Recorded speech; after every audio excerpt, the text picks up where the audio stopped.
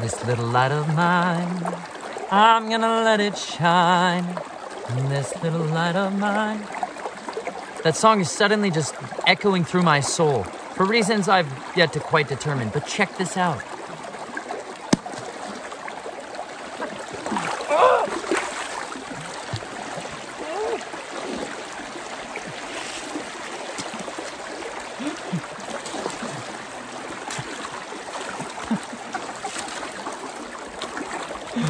Don't worry.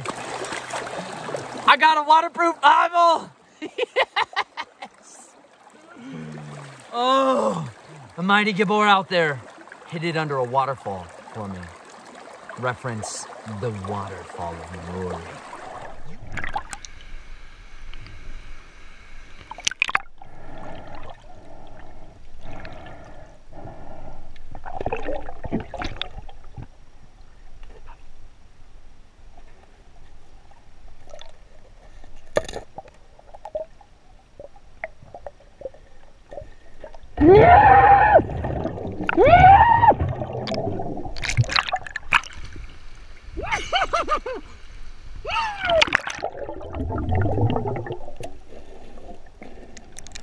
You can find treasure anywhere. Have you ever seriously considered that? Some of y'all are like, I don't live in these amazing places. I never get to see the nice things that you do. Oh, I'm so happy for it. You know what? You get to see places I never get to see. And you have opportunities to experience the world in a totally unique way. And you know what? There's treasure right there. You just need to learn how to crack it open and find out what's inside. Do you know what I mean by that? See, I send people these gemstone packages occasionally on the LinenRailroad. And one of the things that I like to do is put these really benign, meaning they don't really look like anything ordinary, out of the ordinary. People are like, send me gemstones. And I send them brown rocks. And they're like, oh, thanks. Especially people that have never seen my Corundum Conundrum video. It's super helpful to understand that the world of gemstones and stuff like that is a giant scam. And there's incredible gemstones available for almost nothing, all over, for incredible reasons. Gemstones tend to look exactly like another rock. Here's a rock. I have sapphires that I send to people, none quite this size, but they look basically like this. They might have a sheen to them on one side, which is definitely one of the letters of Hebrew language. It's right there. See how that W-looking thing? Like teeth. Like the fire that consumes sheen. It's right there. The sheen. This is what I've done to my white oak staff. I've done the Aleph Bet. Burned these fiery words in. Check it out. The ayin, the zadi, the noon, the mem, the lamed, the kaf, the yod, the tet, the chet, the zayin. Yod. And that's the bob. See? The bob, man. The hay, the one who reveals everything. The dalet, the door we almost enter in through. See the lamed? That's the gimel. It's upside down from my angle right now. The gimel, the sent one, like the one who's there to retrieve us all again. The bet, the aleph. This is the wonders of the word sheen, like we see in gemstones, that shiny face of it, that makes them different than other rocks, right? But I intentionally send people these gemstones that look like basically rocks, hoping that some of them will be given the heart to understand. That if you put like a blacklight on those gemstones that I send you that look like just normal rocks, you'll suddenly realize I sent you a handful of rubies. Actual rubies. Just take a blacklight and shine them on there and you realize, oh my gosh, I've got a handful of rubies. Most people don't ever just get in the mail random boxes of rubies. But you know what? You can, because Yahuwah loves you enough to have given you this. This is the most beautiful treasure on the face of the earth, and it is literally being disregarded by millions and billions of people every single day because they don't think it's anything out of the ordinary. It's just another thing. But then we hear these stories, like if you grew up around missionaries or going to churches where they brought in missionaries and they talk to you about these faraway places and countries all over the world where nobody has this at all. And what they would be willing to give for just one page of this. Like if you ever read the Tortured for Christ book, one of my recommended reads in the back of my book, Snatched from the Flames, is Tortured for Christ. Because that talks about a world where the word was prosecutable. People that stored this up in their hearts could feast on it day and night. But the people that didn't have the physical word and hadn't stored it up, they were starving, they were despairing, they were dying. There's places all over the world where you can't get this at all. And I've been blessed to have been given an actual waterproof version of it. Like, what a tremendous gift that I have now, so that when I read you guys the scriptures, which I intend to do today, mucho, it gives me the opportunity to give it to you even from this creek. But the Father has his treasures in store for each and every one of you right in plain sight.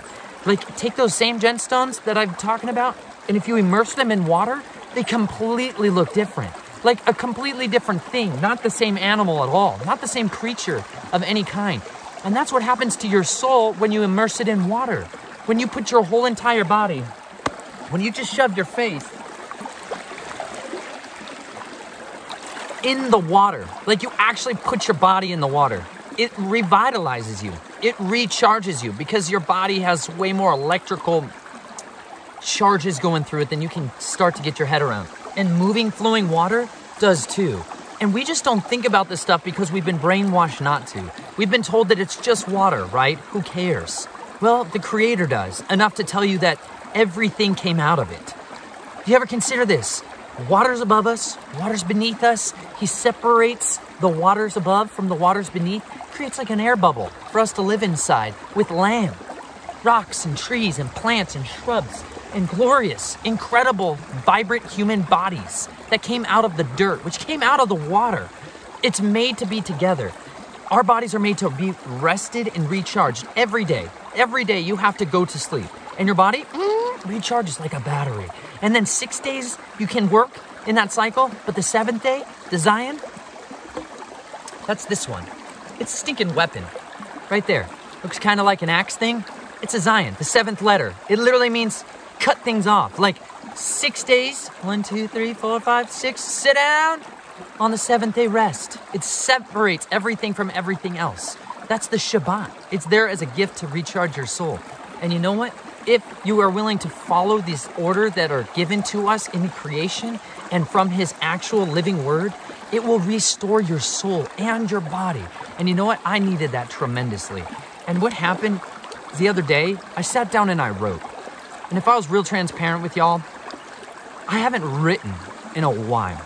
And you know why? Because I started doing these videos where I'd film, like pouring my heart out in a certain way. And I just turn on the camera and I start reading the word and I start putting out teachings. And once I started doing that, my desire to write diminished because I realized I've written this book and it was really, really hard to get people to read it. And when you're like a writer or someone who expresses themselves very intentionally and strategically through words, and then you hand them the book and you're like, here, I poured my entire life into this. Would you read it, please? And they're like, yeah, for sure. And I put in like page 1 of my book, like, don't open this thing and read it unless you're gonna read it all the way to the end. Because if you don't, and if you just pick it up and start reading it and you read a little bit of it and then stop, you're gonna miss it. Because there's this tapestry being woven like a garment that if you just look at the threads, like Chelsea cut off the threads of this collar, and if she had just started with these threads, you know what I'm saying? And just stopped right there, this would be the tiniest garment on the face of the earth. In fact, you'd probably pick it up as a piece of scraps and throw it out because it's worthless. But if she weaves it and continues to weave it into a piece of clothing and then fits it into a personal shape, like this fits my body now, it's unique and expressive to me. If you stop in the beginning, you miss the entirety of it. You guys are only getting a tiny little snapshot of the trees right here and the plants that are right here. But there's a forest out here. There's this water literally goes all the way until it hits the Gulf of Mexico. From right here, it's gonna go eventually till it hits the Gulf of Mexico and goes into the ocean. And from there, it gets swallowed back into the earth again and pumped back through the cycles of the earth. Because this entire world was designed to flow and move from beginning to end. That's the word Bereshit, in the beginning.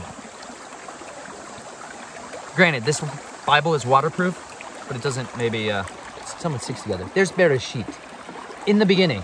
We grew up with it in this word, Genesis, right? From the beginning until its final conclusion. And I always tell people, the book of Revelation is the 5th gospel. They talk about the 4 gospels, Matthew, Mark, Luke, and John. Revelation is the last gospel because it was personally dictated by Yeshua, the Messiah, in the flesh to John, Yochanan, to his face. He saw him face to face. Revelation, the end. And it says in the book of Revelation, you are given a special gift if you read this. Let's just read that real quick. Because I'm all about receiving a reward. I want to receive a reward. I want to live my life all the way through from the beginning to the end. And I want to receive the reward that is coming with him. He says things like, if you just feed the hungry, clothe them, and give them a drink of cold water, you surely, in his name, in his authority, it doesn't just mean you have to say this magic word, in Jesus' name, I give you this water. That's not exactly what he's saying, you guys. He's saying if you go in the same authority as he carried on the earth, like the staff of authority, which is the lamed right there, like the shepherd staff, if you take that same authority, character traits with you, and you give somebody a cup of cold water and it quenches their thirst, you will surely not lose that reward. And so too, when you read the water of this word and you gestate on it, you chew on it, you let it soak into your soul, you will not lose your reward. That's the book of Revelation. You ready for this? Revelation of Yeshua HaMashiach, that's the Messiah, which Elohim gave him to show his servants what has to take place with speed. And he signified it. You know what that is? Stamped it with his mark. Branded it. That's the tet, the 9th letter. The tet. It's literally like a branding. Like, before I learned wedding rings are basically a pagan tradition. A wedding ring. It's a mark on you that says you're distinct from the person you used to be. This book was branded by the Creator himself. Check this out. By sending his messenger to his servant Yochanan, who bore witness to the word of Yahuwah and the witness of Yahusha HaMashiach to all he saw. Baruch, blessed, is he who reads and those who hear the words of this nebuah, prophecy, and guard what is written in it, for the time is near. He literally says there's a blessing if you read this, and guard it, protect it, with the weapon, Zion, like the teeth, fiery protection. Guard that thing, Shema, hear and listen and do it, Shomer. It means guard it, protect it, cherish it, like a samurai, shamurai. That's where the word comes from, y'all, it's Hebrew. The king's guard, right? People that were guardians of things. Super powerful, brave ones. Like the whole Becoming a Gibborim series I'm obsessed with. He wants us to guard these words from the beginning to the end with the fullest intensity in our being. Because by doing so, we surely will not lose our reward. Salvation is a gift that he has given to his people. But the reward that he brings to us is individually dispensed to us based off of what we do with what we've been entrusted. That's why there's all these stories about there was a man who was going to go on a journey. So he called 3 men unto him, and he gave them talents, huge quantities of stuff. 1 talent, 5 talents, 10 talents. And some of them earned more back for him, and others dug a hole and shoved him in the ground, and they had nothing to show for it but the one they'd been entrusted. To those that did well with what they were given more. And you're just like this if you've ever been a parent. If your children are trustworthy with little things, you give them more because they've been found to be faithful. You reward their obedience. Obedience gives you rewards. And it's like that in every area of the world when it comes to proper natural order systems. Let me show you something about water, which is super unique. Okay. Water is a natural sifting mechanism, right? Right here, because there's water moving quickly, it's sorting out and sifting out all of the lighter material particulates like silt and clay and organic matter is getting sifted away, and it's leaving nothing but rocks, little tiny rocks. That will eventually be what we call sand, right? That's all that's left. Question, can you plant a seed in rock and something grow out of it? Answer, Abso-stinkin-lutely. Reference, the trees and stuff that are all around me are growing on top of rocks. Do you know why? Because there's something else already growing on the rock first. And that's right there. That green stuff. You see that? Moss. Moss grows straight up on them rocks. Doesn't even care at all. In fact, it eats the rocks. It's eating rocks right now. You know what's going to happen? Other stuff's going to start landing on top of that stuff called seeds and leaves and debris, which will turn into organic matter. And when you have organic matter, you get carbon content. And when you get carbon content, you get water storage capacity. And when you get water storage capacity, you create soil in serious abundance. This is how the earth comes to be, out of water and rock. It's incredible because this stuff, this is like the crunched up bark and bits of trees. This slowly gets broken down and it'll get turned into organic matter. It'll literally turn into soil if it's not messed with in a bad and corrupted way. It will start to create life out of it. Because let's just imagine this is dirt. Hold on, let me get some.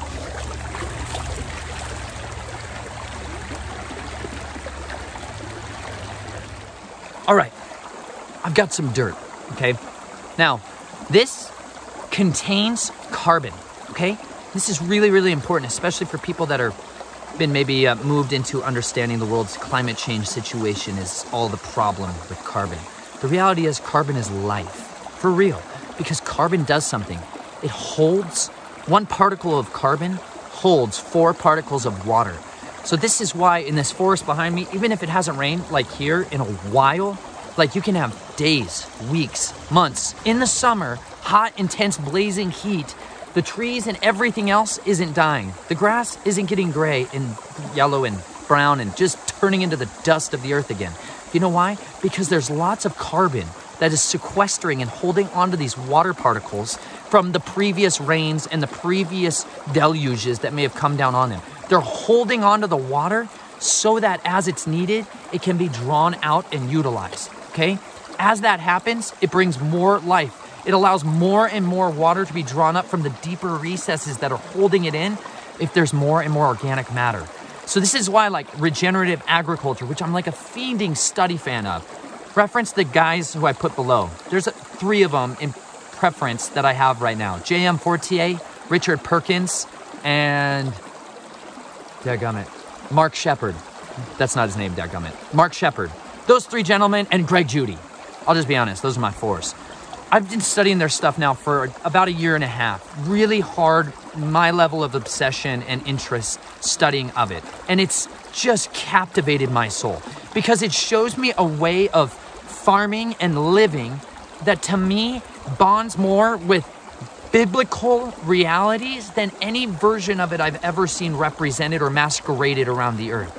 It shows people how animals and plants and creation itself are designed to work with us and through us to produce abundance, huge, massive abundance. Now, granted, I don't know if any one of those guys has ever practiced anything regarding a Sabbath year's rest. You're supposed to give the land a year off, a whole year for the land to recharge. And on the Jubilee, every 7 years, the 49th year, you give it another whole entire year off. And during that time, it recharges in a way that I don't think we can comprehend yet. But I think if there were farms and land out there that would apply these principles of stewardship to them, we would get to see the 3-year-fold increase of food on your 6th year to feed you for your 6th year, your 7th year, and your 8th year as you're getting to the planting. Yahuwah says if you let the land rest like that, he'll give you 3 in 1. It's incredible. I want to experience that so badly. So I study now while I can, so that if I'm given an opportunity to employ those works, that I can work diligently to see the earth give back what it was here to give us, which is life, which is just what this is here to give us. This has been giving me life since I was a young child. But you know when it actually started watering my soul in a serious and intense way? When I forsook and I started fasting the distractions of the earth. When I stopped tuning into the frequencies of the world and I began to tune into the living word. And you know what happens? You find chapters like this, y'all. Check this out.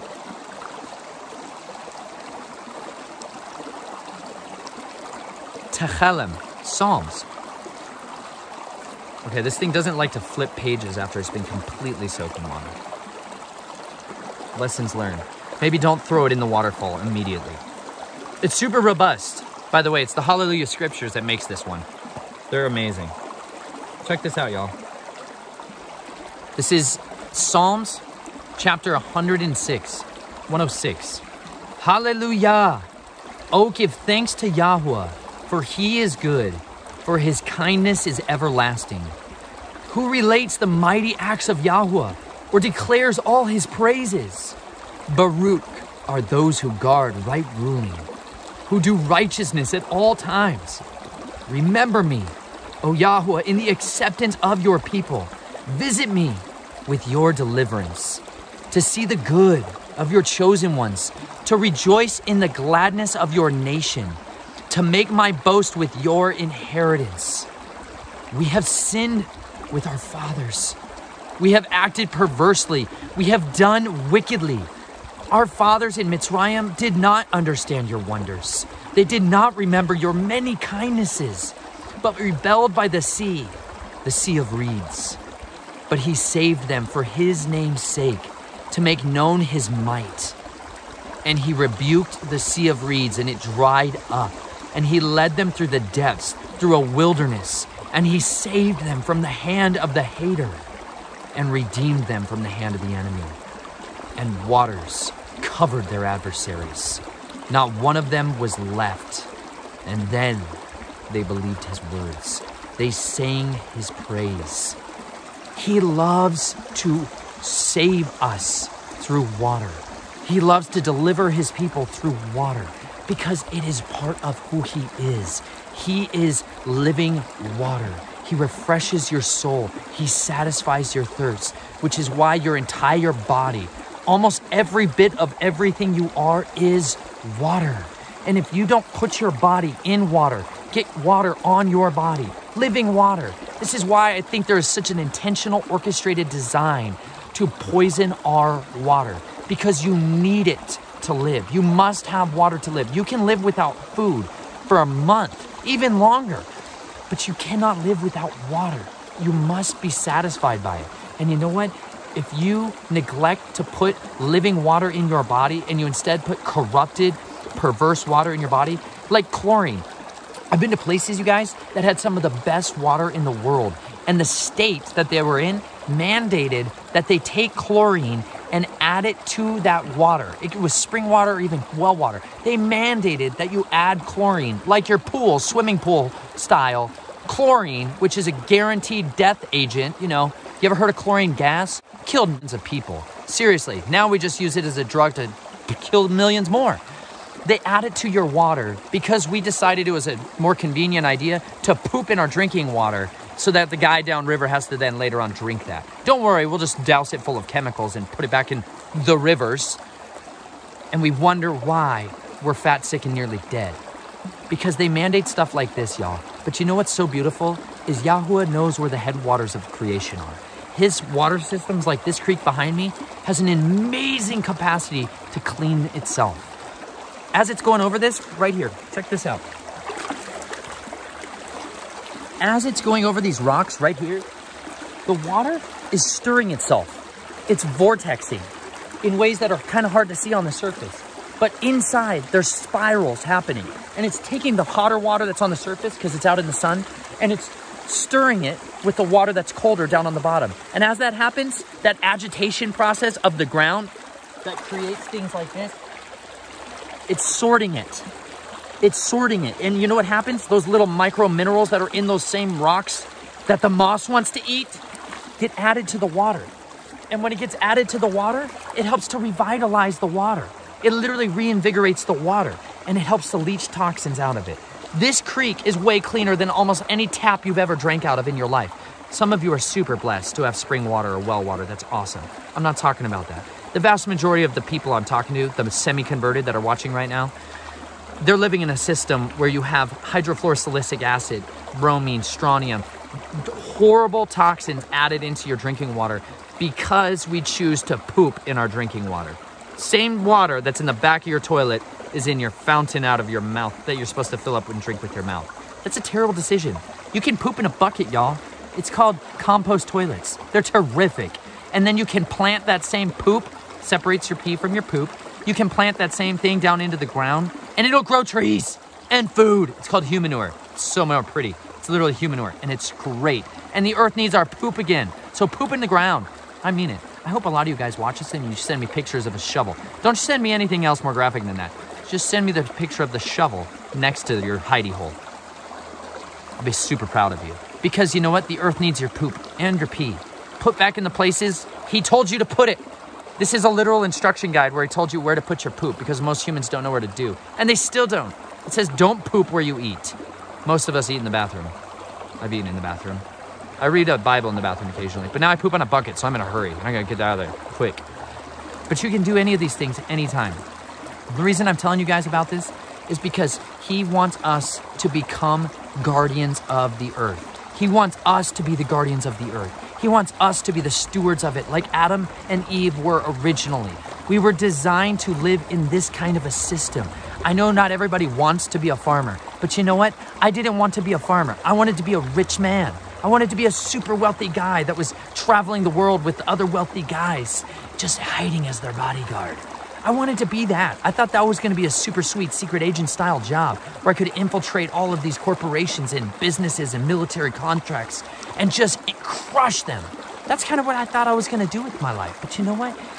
I didn't know I wanted to be a farmer until he went out and made me a farmer in the wilderness. And that's what happened to these people. He's rooting them out. When we read through here, you're going to hear all these stories of all these events that took place when the people left their bondage, Mitzrayim, slavery, the house of bondage, Egypt, and he gave them the paradise of the wilderness. And they're like, it's a desert! And he's like, it's paradise. And they're like, I miss the slavery in Egypt. We do the same thing. Don't act like you're any different. I miss Babylon so much. It was so convenient.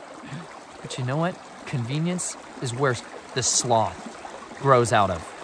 Remember the ant, you sluggard? Read the Proverbs. Super salty and convicting about slothfulness, which I was unbelievably buried in. I'm not trying to punch you all in the stomach. I'm just trying to pour this water down your throat. Check it out. Not one of them was left. This is verse 13. But they soon forgot his works, and they did not wait for his counsel, but greedily lusted in the wilderness and tried Elohim in the desert. And he gave them their request, but sent leanness within their being. He made their souls hungry for something that couldn't be satisfied. He did it, which I think is why a lot of you guys who live in the systems of the world still are feeling lean in your soul because you're missing it. He's got something more for you, and it's here. I'm not telling you I know exactly what it is for your life, but I'm telling you he already told you what it is, and it's all here. But you have to read it from the beginning to the end and find out how it's all applicable to you. Not some people long time ago, some other dispensation. No, for you. He's talking to you. If you want to be part of his kingdom, if you want to come into his fence, that's what this is. This is called the chet. It's like the big white linen fence that surrounded the people at the tabernacle. It was a place of designated my space compared to your space out there. And it was a place of absolute totalitarian safety, meaning nobody was ever going to mess with you in there but the guy who was in there ruling and reigning over it. And if he was righteous and just, you knew that that was the best place on the earth you could ever be. And that's the chet. You come into his kingdom, you come into his world, he protects you, he feeds you, he clothes you, he shelters you, he nurtures you, he nourishes you, and satisfies you. That's called covenant. Husbands and wives, when you go to be together, you make agreements. That's a covenant. He has that laid out in his word. This is what I will do for you. This is what I expect from you for it. That's what he did. But if you do not walk in those ways, if you walk in a satanic way, adversarially against him, the world becomes your taskmaster. You open up the world to give you what you want. And they are cruel. They are vicious. They are the dogs eating the dogs. But I don't want to be in the kingdom of dogs anymore. And these people had to learn that lesson. And they were jealous of Moshe in the camp, and of Aaron, the Kodeshi of Yahuwah. And the earth opened up and swallowed Dathan, and covered the company of Abiram. And a fire burned in their company, and a flame consumed the wicked. They made a calf in Horeb, and bowed down to a molded image. And thus they changed my esteem into the form of an ox that eats grass. They forgot El, their Savior, the doer of greatness in Mitzrayim, of wonders in the land of Ham, of fear by the sea of reeds. Then he said that he would destroy them. Had not Moshe, his chosen one, stood before him in the breach to turn away his wrath from destroying. They then despised the pleasant land, and they did not believe his word. They grumbled in their tents, and they did not listen to the voice of yahuwah. So he lifted up his hand against them, to make them fall in the wilderness, and to make their seed fall among the Gentiles, to scatter them in the lands. And they joined themselves to Baal Peor, and ate slaughterings made to the dead. Thus they provoked him with their deeds, and the plague broke out among them. Then Phinehas stood up and intervened, and the plague was stopped, and that was reckoned to him for righteousness, to all generations forever. If you guys don't know these stories, I really can't say it enough. Read the Torah. It's the first 5 books of the scriptures. It's written by Moses, and it was dictated to him by the hand of the Creator, the working hand of the Creator. And it was there to give us life. And you know what we're supposed to do? Every week, read through it. Every single week, wash it over your mind. And by doing so, life will come to you. Because these words that you read, the rest of the book, suddenly make sense. Like I'm reading in the middle-ish of this book. And if you didn't know what happened back in Numbers, back in Exodus, back in Deuteronomy, this stuff means nothing to you. It's literally just words. And you're like, okay, whatever. Since I started diligently reading through the scriptures in its entirety over and over and over again, what happened is these verses suddenly had this explosion of depth of understanding that came to me because my roots had gotten deeper down and I'd built up the organic matter content of the soil of my heart. And what happened is when the water came into it, it held on to it and it sunk down deeper and it saturated itself deeper. Like roots can be hundreds of miles, roots for plants and trees, thousands of miles. We don't even have a category for what that looks like because we just see the stuff on the outside. But there's grasses, you guys, that have root systems that are so massive. They used to go down dozens and dozens and dozens of feet because they were tapping in. When livestock come along and eat grass, the way that they chew, they bite with their teeth and tongue and they pull up like this and it tugs on the roots and it stimulates the root. Hey, you're getting yanked up here. Get down in that dirt deeper. And it dives. It makes the auxins that are in it, these hormones that tell it to go down when it's in the roots, and they tell leaves and twigs and stems to go up towards the sun when it's out above here.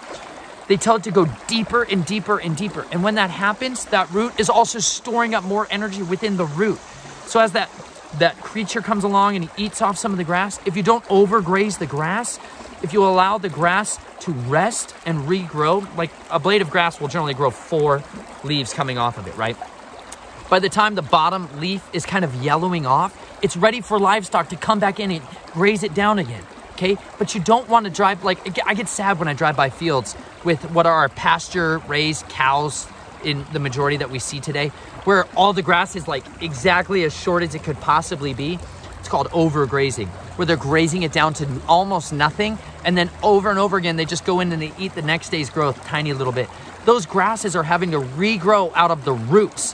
Whereas if you leave the leaves on them, the leaves can regrow with the sunlight. They can do photosynthesis to create sugars and nutrients that can go down into the roots.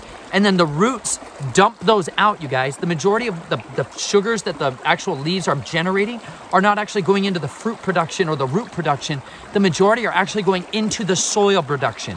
They're being pooped out, called root exudates.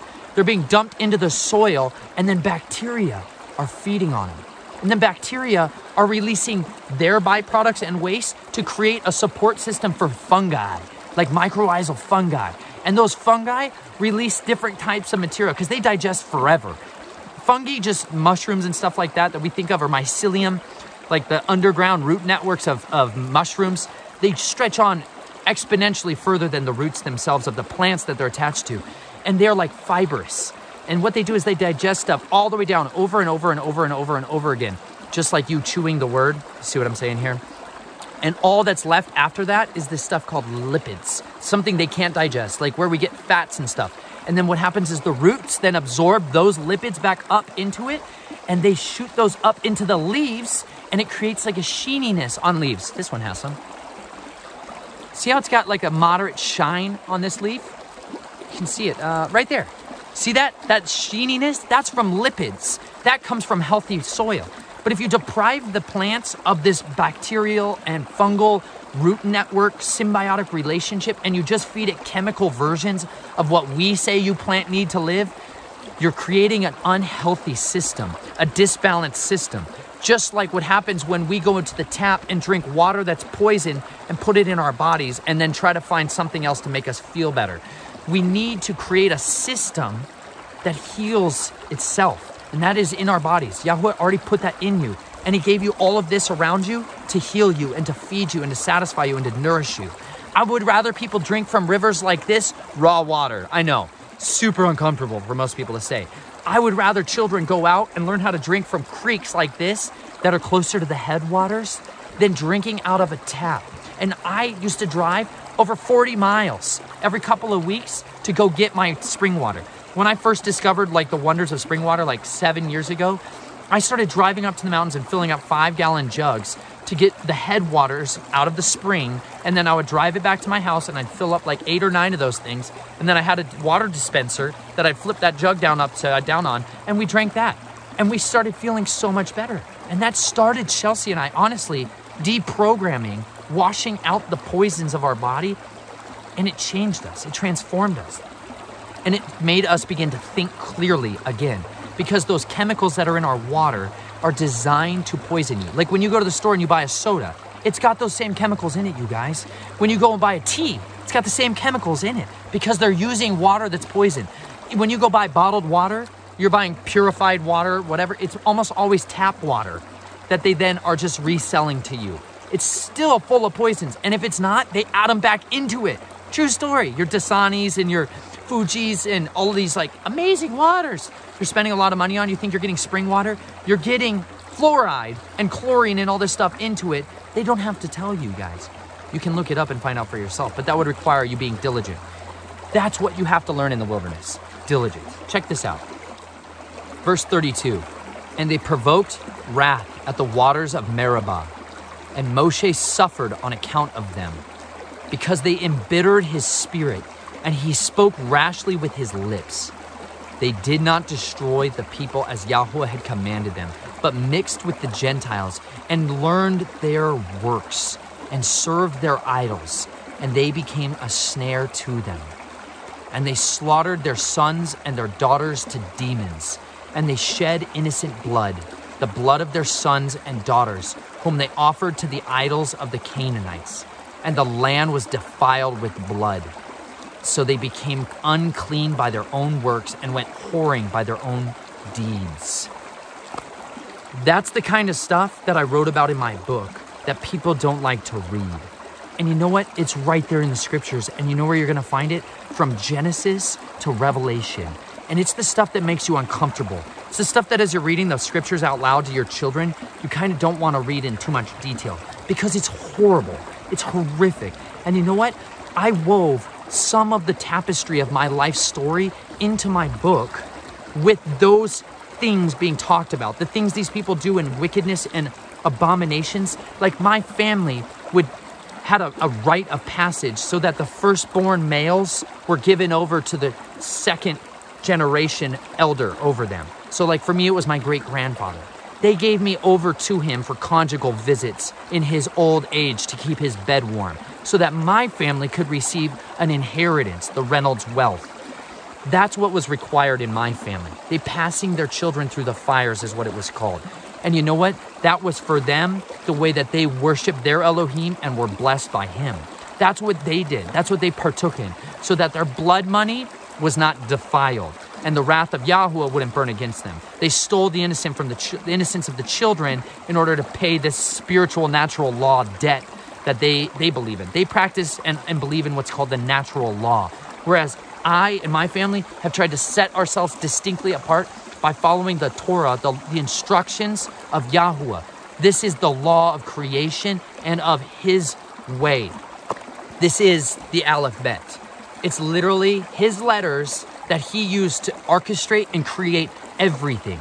I'm choosing to follow that way, and I'm choosing to wash my daughter in the water of the word and to teach her life. I'm not here to teach her the covenants of death, but these people, that's what they were interested in. And I wrote my book in such a way that as you read through it, you're given these glimpses into this world, these snapshot views into a life that most people just don't see, but it lives right next door to you. It's passing through these same waters all around you all the time, because that's where they're flushing their dead babies and all the rest down the water. It's getting flushed down into the waters, and we're drinking the death of our children. We are consuming it as bread. And he promised us, this is what will happen to you if you don't regard my ways. If you go and serve them, if you bow down to them, you're going to live like this. It's an abomination. And he wants to keep you and preserve you from that. Like, I just wrote a Facebook post recently. I sat down and I actually wrote. And here's what happens when I write. It tends to come out in a totally different way than necessarily how I speak. Because when I do these videos, it's a lot easier to just be more hoorah, hoorah. And if I could have one opportunity, if there's one person today who watches this video, it may be the only time I get an opportunity to say anything to them. They may never sit down and pick up my book and spend 6 or 8 hours reading a book, but they may watch this video. Maybe not. But if they do, I want to try to invigorate and empower them and leave them with this deep desire and hunger for his word. If there's anything I can impart to anybody, it's a love for him and a love for his word and his creation. I want them to know him, to be in a relationship with him, because it will save them, not from hell. It will save them, like actually save them from a life of misery. I'm not interested in a get out of jail free card. I don't want you to pray a single prayer and repeat after me. I'm interested in people that are solely sold out to him. People that are all in. I don't care what it costs. I will die today for this commitment. Like, I want that for people. I'm not interested in converts. I'm interested in people that are radically transformed and are never the same again, set apart, distinct, peculiar, strange, not like the rest of the world even a little bit, kind of relational hook in people's jaws. I want to set that hook with people. And I do that as much as I can through these videos and in any way I can to encourage the people that are already on that trail, along that path in a narrow way, to keep going, to not give up, to not grow weary. But you know what? I stinking get weary. I get so heartbroken, you guys, and I don't really pour that out as much in these videos. But you know what happens when I sit down and write? That's what happens. That comes rippling out of me and pouring out of me and drips all over the page. And you know what? I think that's why people are uncomfortable reading a lot of what I write, because it's a mix of those two things, because there's a mixture in my soul of deep, unscratched, unhealed wounds that resonate and come gushing out all the time. And it's so hard to express that when I'm speaking. But when I have the time to sit down and write, it comes leaching out of my soul. And this is what I wrote recently. Some days, you are the lion. Others, you are the gazelle.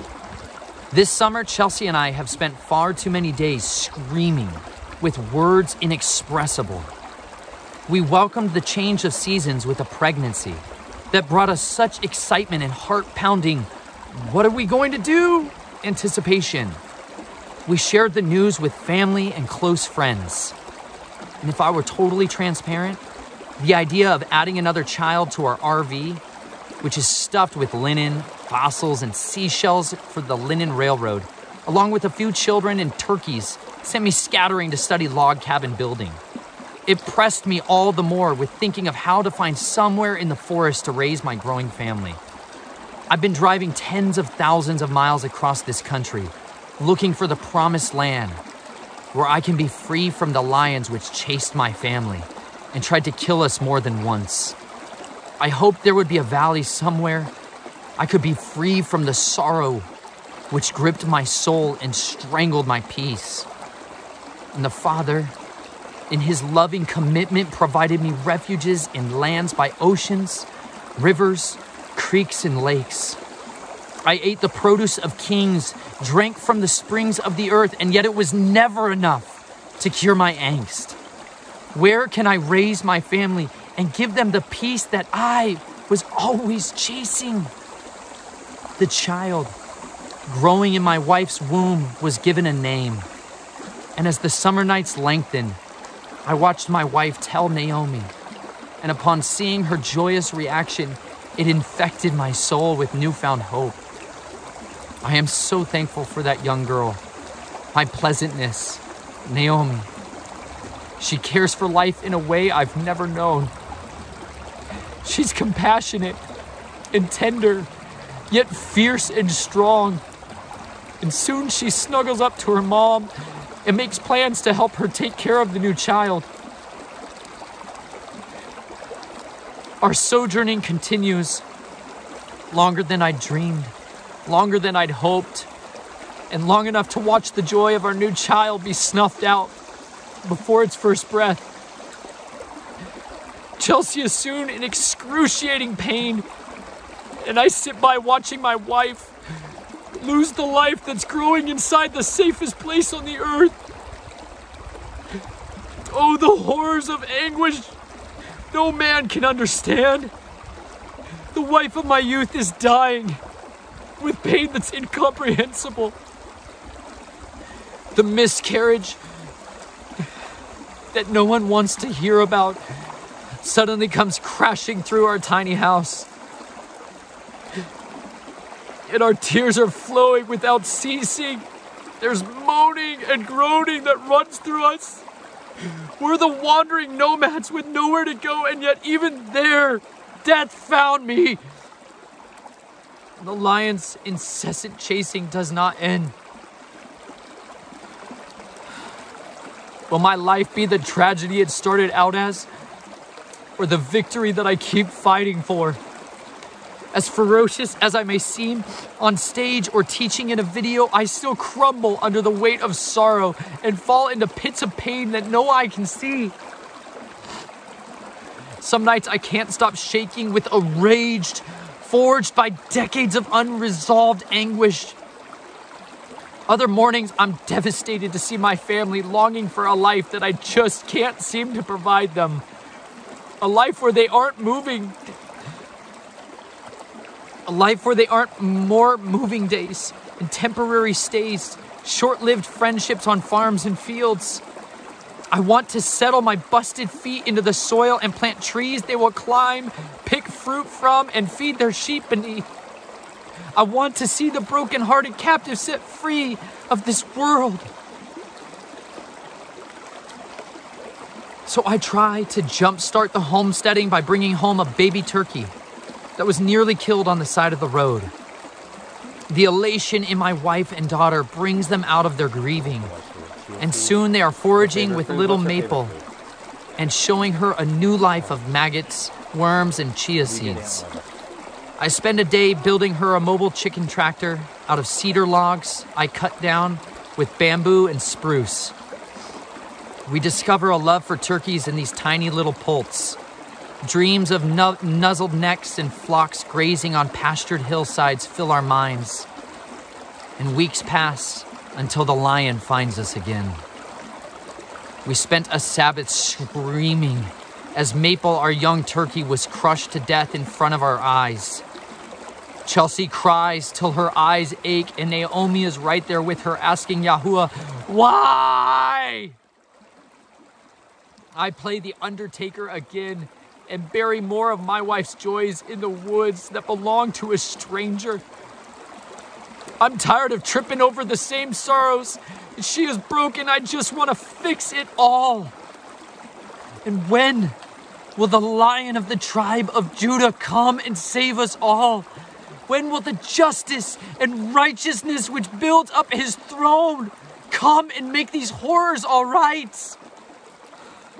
I suppose not today, but maybe tomorrow. As they say, there is always tomorrow. But tomorrow there will be more fields to sojourn through, more treasures to seek, share, and send out to the needy, the weary, and the oppressed. Tomorrow he might yet again clothe me with his garments of gladness. But today, it's fury, frustration, and pain. Today, it's the familiar stench of death on my fingertips. My sorrow may last through tonight, but I know there can be joy amidst our mournings. Be courageous, my brothers and sisters, even if you weep. Count it a joyous opportunity.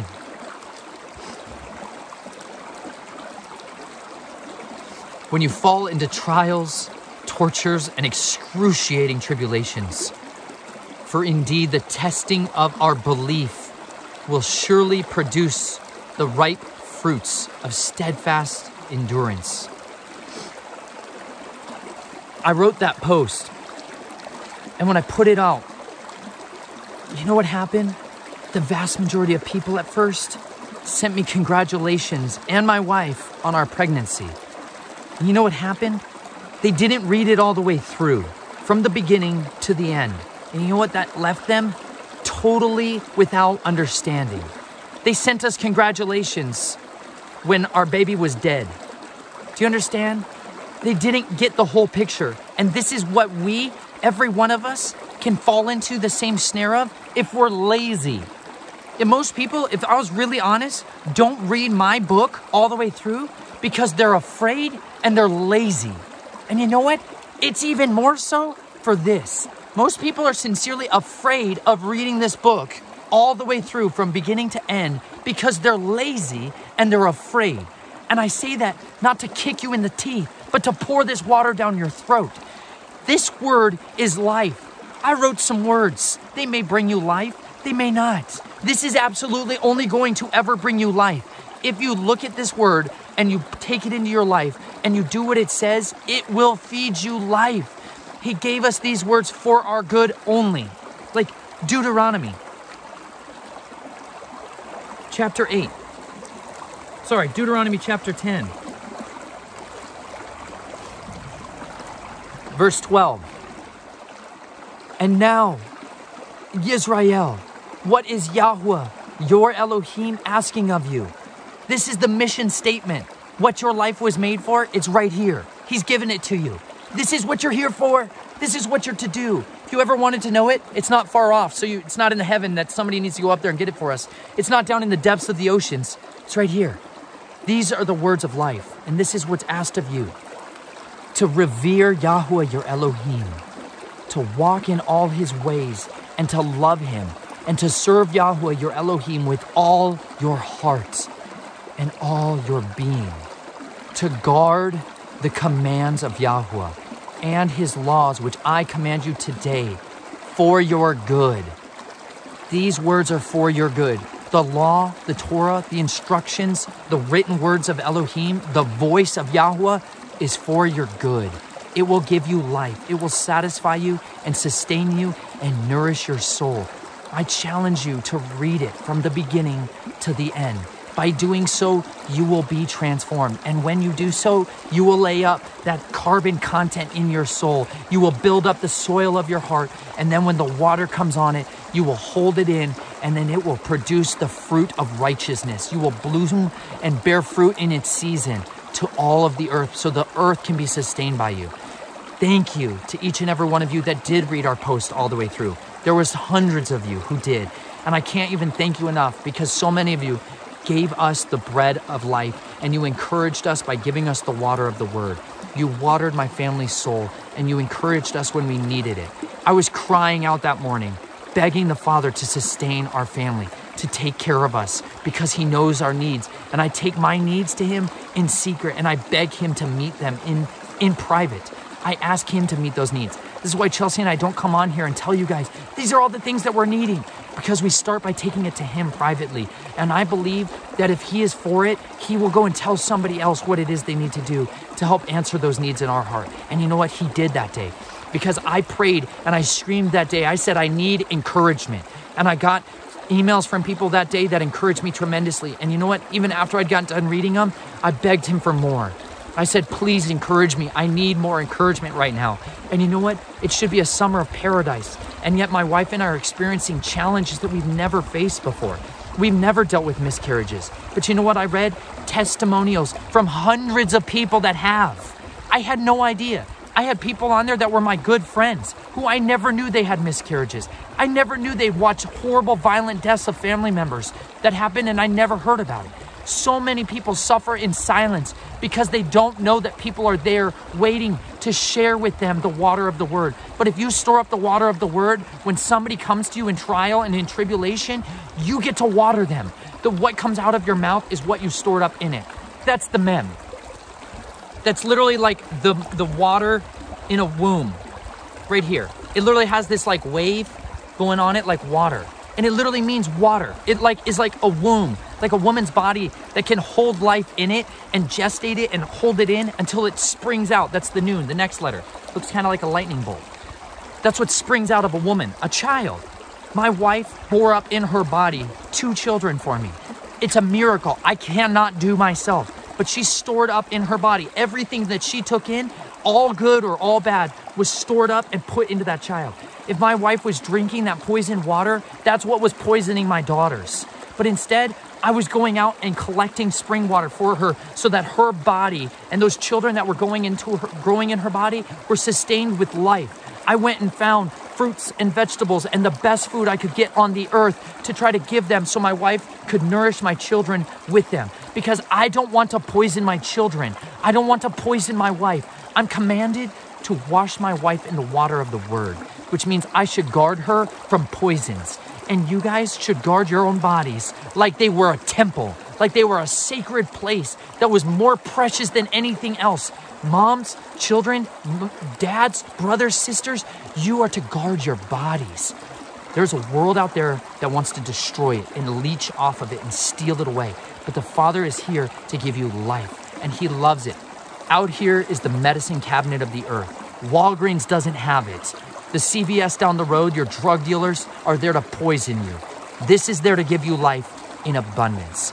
If you turn to him here, he will tell you how to get all that you ever needed. He will tell you how to eat. He will tell you how to drink, how to clothe yourself, and how to live a dangerous and satisfying life. I thank you guys for everything that you do, for hearing and believing and trusting in the power of the one who created everything in this world. May you continue to cling to him always. Thank you for your loving commitment towards our family and for giving us such a joyous opportunity to bring these words to you. I love you all. Thank you for all that you do. Be well.